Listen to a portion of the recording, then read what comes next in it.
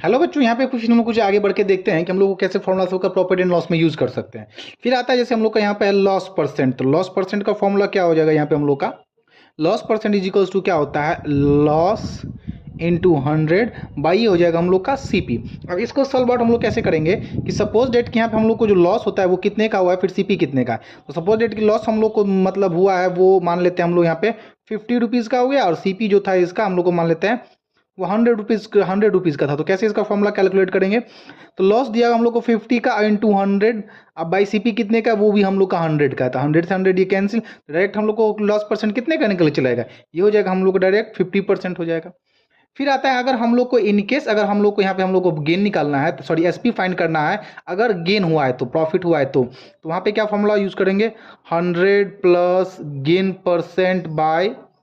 100 into C P. इस पर हम लोग ले सकते हैं। अगर यहाँ पे वहीं भी हम लोग यूज़ करते हैं कि गेन अगर यानी जैसे हम लोग प्रॉफिट गेन यानी हम लोग का हो गया प्रॉफिट, तो प्रॉफिट अगर मान लेते हैं हम लोग को कितने का हुआ है ₹50 का हुआ है, और सी पी अगर हम लोग का कितना मान लेते हैं कि ये 200 रुपये का, तो हम लोग इसका कैसे निकालेंगे एस पी बराबर,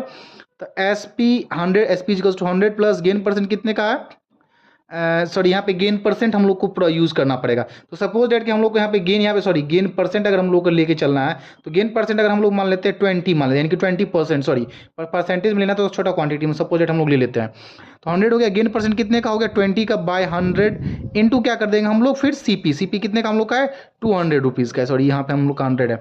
अब जब हम लोग इसको सॉल्व आउट करेंगे तो कितना हो जाएगा, ऊपर 100 120 बाय 100 इंटू 200 हो जाएगा, 2 से ये कैंसिल, तो कितना हो जाएगा, ये हो जाएगा हम लोग का 240। तो हम लोग को एस पी इजिकल्स टू क्या निकल के आ जाएगा हम लोग का एस पी इजिकल्स टू हो जाएगा हम लोग का 240। चलिए फर्दर हम लोग फिर कैलकुलेट करते हैं कि अगर इनकेस अगर हम लोग को अगर सीपी अगर कैलकुलेट करना है, अगर गेन है तो और लॉस है अगर तो सीपी का अगर हम लोग को सीपी का अगर हम लोग को निकालना है, अगर गेन होगा तो क्या हो जाएगा 100 इंटू एस पी बाई हो जाएगा ये हो जाएगा 100 प्लस